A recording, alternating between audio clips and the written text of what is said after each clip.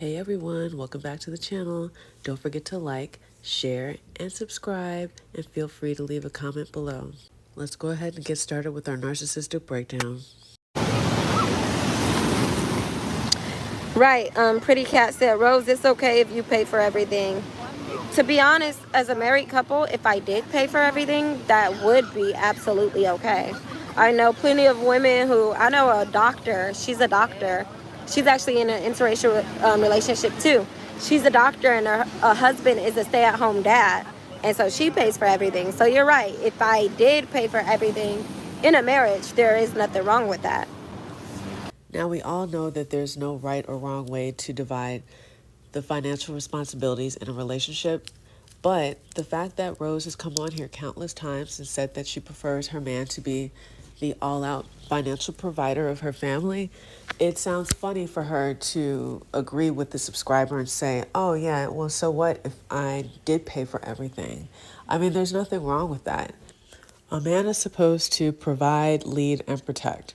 But unfortunately, we see Brett doing none of these things. I mean, I could see if he was gone all the time because he was providing for your family like that, but we know that you are the major breadwinner for your family, and we don't see him lead, and we definitely don't really see him protect.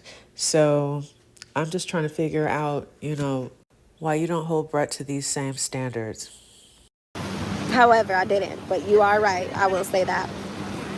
When we're married, everything that's his is mine, and everything that's mine is his. This a rude question, but are your boobs done? Are your boobs done? Because I'm getting my boobs done. They just look so good. I'm like, how do they sit up like that? I'm sorry. They're real? Yes. That's so funny that you say that, because I talked to my doctor and I'm like, you do great work, but I don't see a single black woman on your page. Now, one thing we know about Rose is that she's going to make a conversation about race. And I think the fact that she brings up that her doctor doesn't have any black patients is kind of, she's trying to put herself in a certain light. Like, I'm going to an esteemed doctor, and black people, they don't have the type of money to afford to go to the doctor that I go to. Rose chooses to spend $28,000 on a procedure that she could get for $20,000 less if she did her research and went to some place like Colombia. She could even get those prices in Miami. And I got a little bit like, I'm not diagnosed with postpartum depression, but I feel like I got a little bit of that after I had him.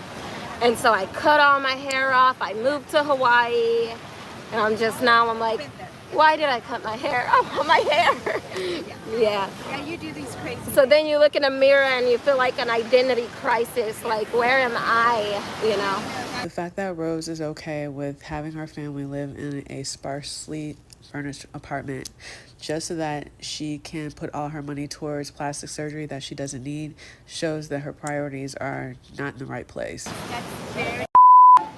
My first set, I call them sets. I call them pairs because Roz and Raiden are so close. They're like this. They've been together their entire life. Like, they're like this. So I call them sets. I feel like I literally had two sets of kids. So I had Roz and Raiden. That's by their dad. They have the same last name, the same blood. And then it's me and my little family. Or that sounds really bad. Don't get me on that. Not me and my little family, but I'm saying then my husband's kids have my same last name and my husband's same last name. But Roz and Raiden have a different last name than us, but the same as one another.